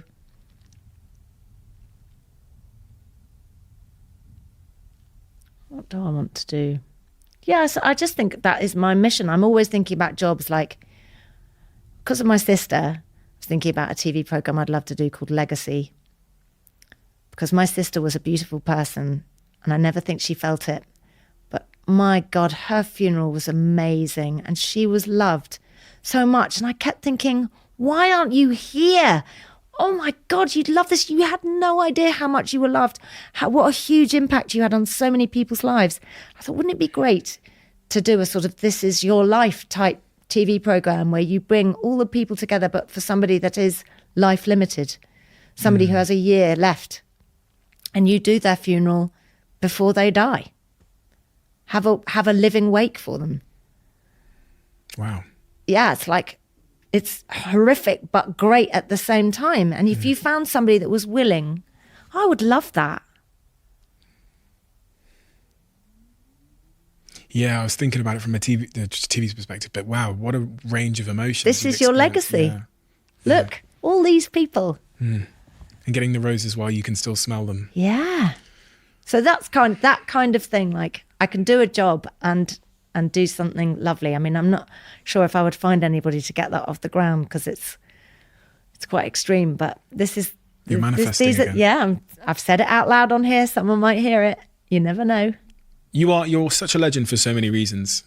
You have a real talent, which I didn't realise until I'd really met you here, having watched you on TV, but there's just something really quite electric and wonderful about you. But that's probably why you were so successful on TV in the public domain, because there's this electricity to you. I don't know if anyone's ever told you that before.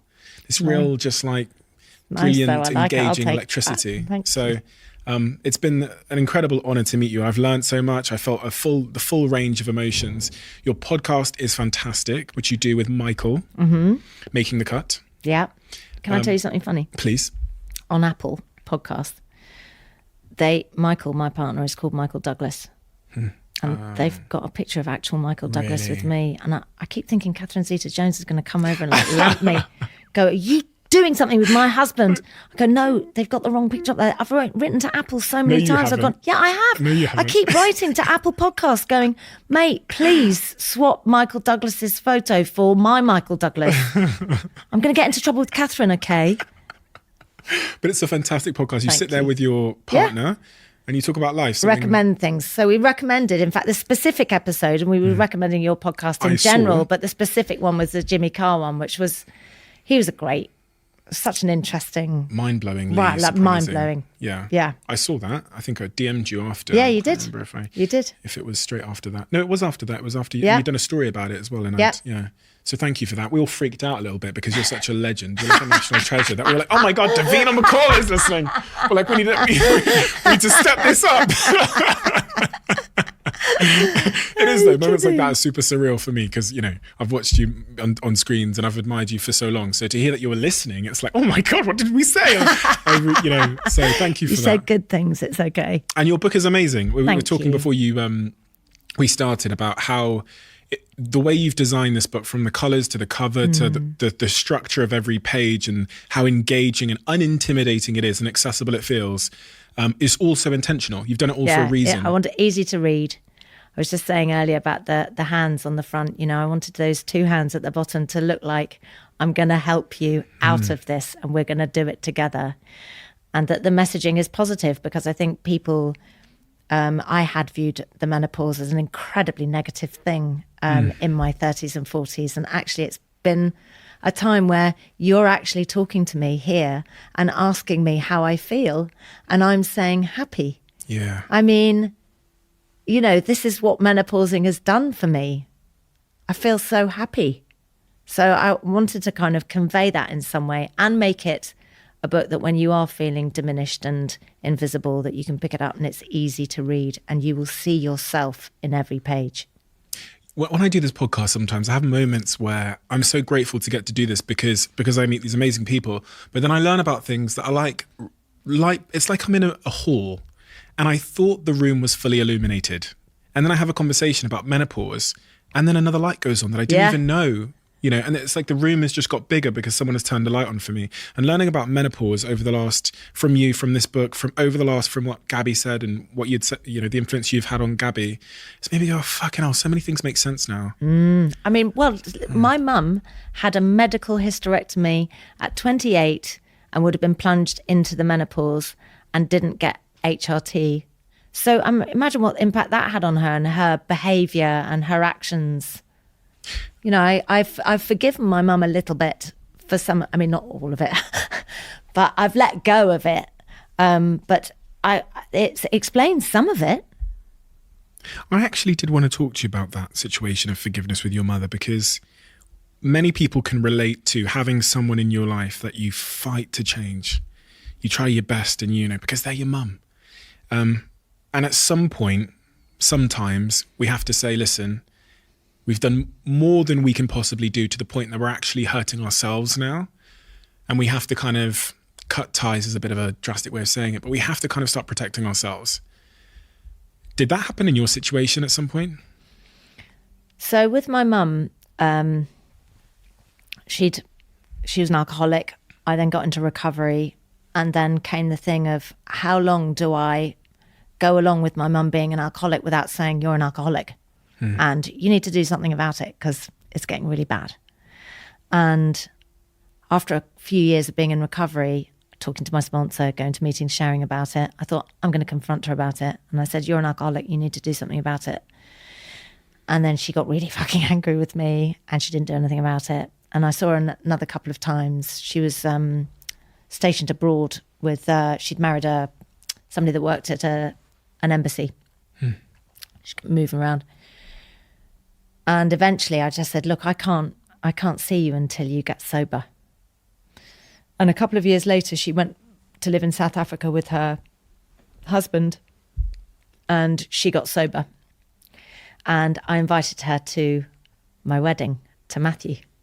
And she came and she was sober and we went to an NA meeting together and we held hands and we shared. And then Matthew and I went on honeymoon and we went to Paris afterwards, saw my mum again. It's kind of like amazing. Like it was kind of as I had hoped it would always be. It was like a miracle. And then 6 months later on my birthday, on the 16th of October, just in case you want to send me a card next year. On the 16th of October, I'm away in Edinburgh and the paper comes upstairs and it says, Mummy, I need a meeting, on the front page of the Mirror.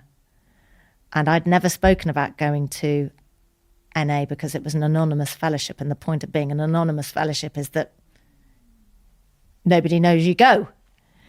And she had sold a story to the papers about us going to that meeting. And the papers had twisted it so that it was like I was about to relapse before my wedding and that she'd taken me to this meeting and, you know, had saved me. It was like that kind of tone. And then inside, because I'm like you, I've never printed pictures of my children ever. I've never even posted a picture of them on Facebook, not even on my private Facebook page ever. There's never been a picture of my kids anywhere. Now my kids are 19 and 21, the older ones they can choose. I will never post a picture of Chester online. There's pictures of our honeymoon. Instagram wasn't around, but there was, she in the newspapers of us together with her. It was like somebody taken my heart and grabbed it and ripped it out. And I felt the shutters coming down. I thought I trusted you and I was you know, I'd let you back into my life and I'm going to put the fucking shutters down because you're not going to get back in again. And I called her up and I was like, what are you doing? She said, oh, it was a celebratory thing, you know, that we'd gone to this meeting together. I said, nobody knew I was in the fellowship. I said, you go to the fellowship, you know it's an anonymous fellowship. It's not like you're new to it. You've been clean for a year. Like, what are you doing? I was so upset. And my sister, who had always felt a bit invisible, was not mentioned in the article once. And my mum hadn't said, I've got another daughter, or my daughter lives with you know, Davina and Caroline live together, or nothing. She said nothing about her. Like she was invisible. It hurt her so much. She never spoke to my mum again, ever. From that moment. She was going to go over and see her in South Africa. They had a plane ticket booked and everything, and then she realised she'd probably bought the ticket with the money that she got, because my mum didn't have any money. I was giving her money for medicines and things like that. They didn't have much money.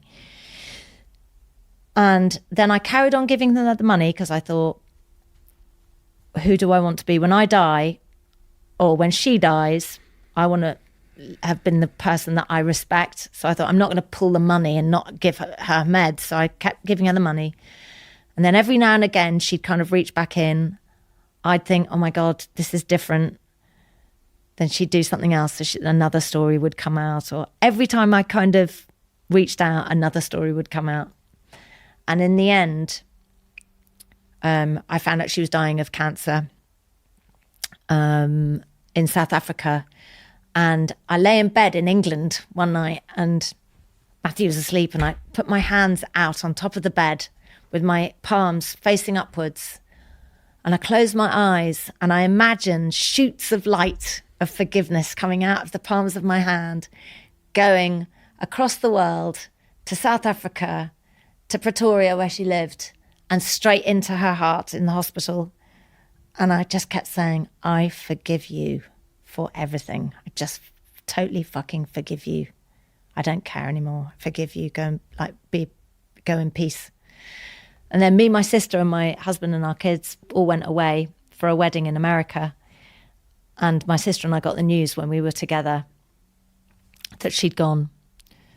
And I looked at her and I said, she's gone. And she was like, wow. And then we both had a little cry. And then Caroline looked at me and she went, I feel relieved. And I said, so do I. Is that terrible? She went, I don't know. And I said, God, it's, please don't let, and I said to her quietly then, please don't let me be a person that dies and anybody ever feels relieved about. Don't let me ever live that life. And Caroline said, me either. And Caroline definitely didn't. We were fucking broken when she died. So she achieved that.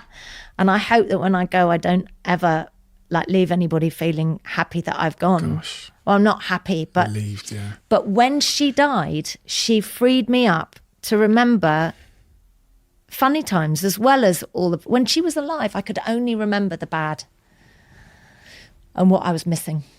And when she died, you know, I was able to remember her being hilarious and arresting people drunk as a citizen's arrest, or things that were just funny. Did you go to her funeral? No. And again, will I regret it? No.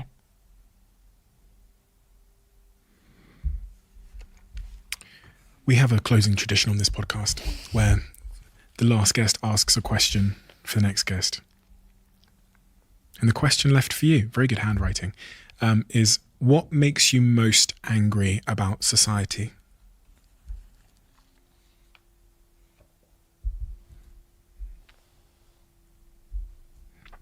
Cancel culture. Oh, have you been on the receiving end of it? Yeah. When?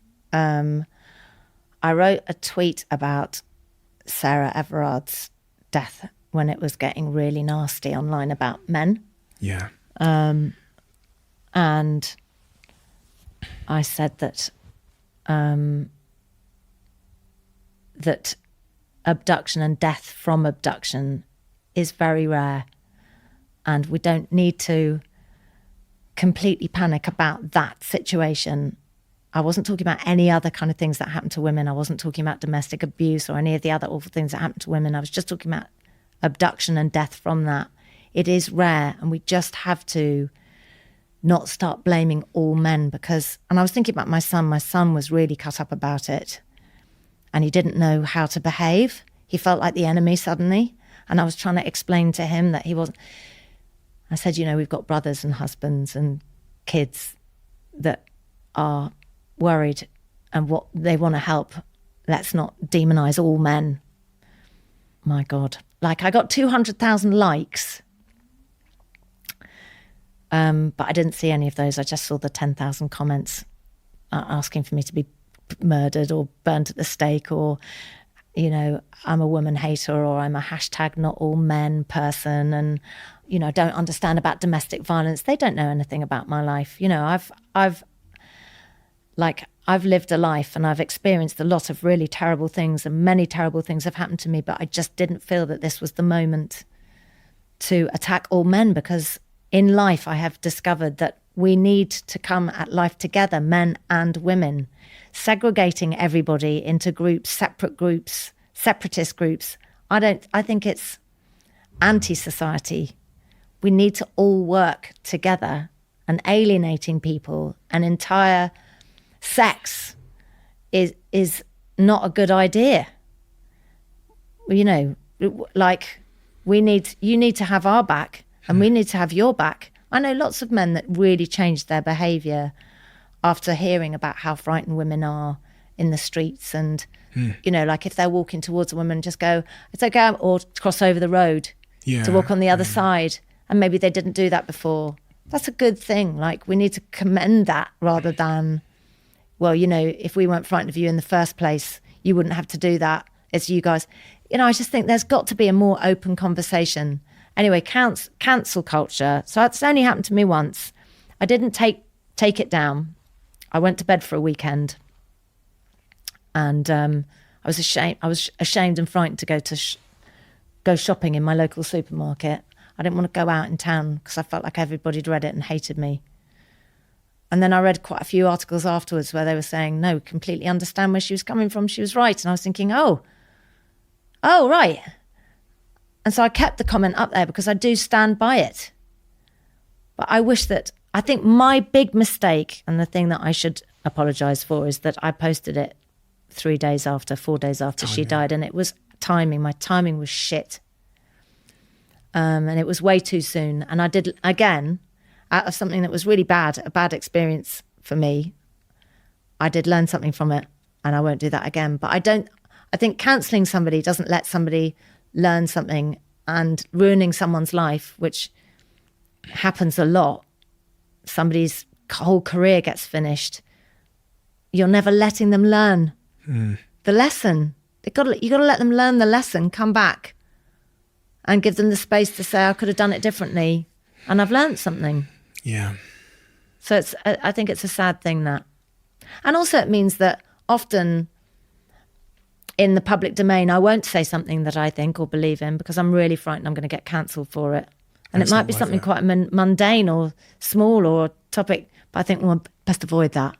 I don't know how we change that. There is some people in our society who just don't give a fuck. You change that by stopping social media.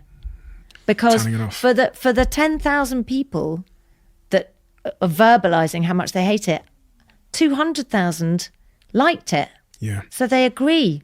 But you only hear... And there'll be a lot of people who couldn't even like it, touch it, because of the fear of because of the fear of getting cancelled. That happens a lot. None of us are saying what we think or believe in, or questioning something. You know, it's terrible when you can't question, oh, why are you doing that? Like, is that a good idea? I mean, when we stop this podcast, I'm going to talk to you about a couple of things that are happening at the moment, which I think are interesting, but I can't say anything. I can't form an opinion about it because I can't talk about it anywhere. I need to find somebody I can actually air it with, you know. Yeah. It'll get clipped and then it goes viral, and it's terrifying, isn't it? It's crazy because progress comes from that debate, the conversation, the questioning. All of our progress in society has come from that. A conversation, brave conversations with ideas that at their time were maybe denied or not believed in. But because of conversation and progress, because of the fearless nature of some people in our society, whether it's Martin Luther King or, you know, the suffragettes, whatever, things changed. And we can't do that anymore with the nature of the world. So, and how are things going to change? there are some amongst us, the brave ones, who seemingly don't give a fuck, and they are taking all the arrows as they go up the hill. We've got to it makes you ask love questions them about for yourself. that. Yeah, but you can think of those people. I'm just wondering, like, at what point, at what age am I going? Because I've got a feeling I'm going to get to an age where I'm going to go, fuck it. I feel like J.K. Rowling just kind of went for it at one point. Yeah, but I feel like that is another story altogether. I was just about to enter into it and I thought, nope. Yeah. Don't want to get cancelled. Yeah, okay. Well, we'll finish there. I want to thank you so much again. It's a real honour to meet you and have a conversation with you. And I hope we do this again sometime, because I feel like we've got so much more to talk about. Yeah, God, me too. Yeah, well, we won't be cancelled. But thanks for having me. I've really enjoyed it. And thanks for letting me in to a bit of your life as well. It's been nice. Not at all. It's been a huge honour, and it's been a very enriching conversation because of your energy, but also because of your wisdom. So thank you. Oh.